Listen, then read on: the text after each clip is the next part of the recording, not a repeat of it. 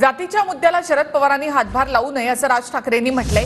महाराष्ट्राचा मणिपूर होऊ नये म्हणून पवारांनी काळजी घ्यावी। राज ठाकरेंनी शरद पवार यांना जोरदार टोला लगावलाय।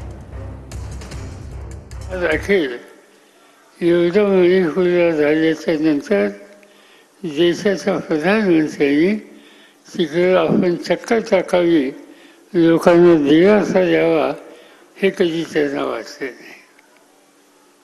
हे घडलं मणिपूरमध्ये, आजूबाजूच्या राज्यातही घडलं, खाली कर्नाटकामध्ये घडलं आणि अलीकडच्या काळामध्ये महाराष्ट्रात काही घडेल का काय अशी चिंता वाटायला लागली।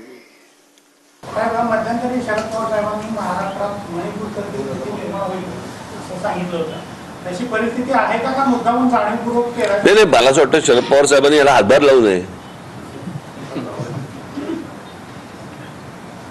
कळलं का?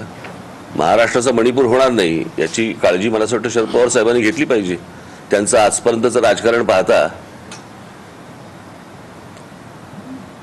त्यांना हवंय का नकोय मणिपूर झालेलं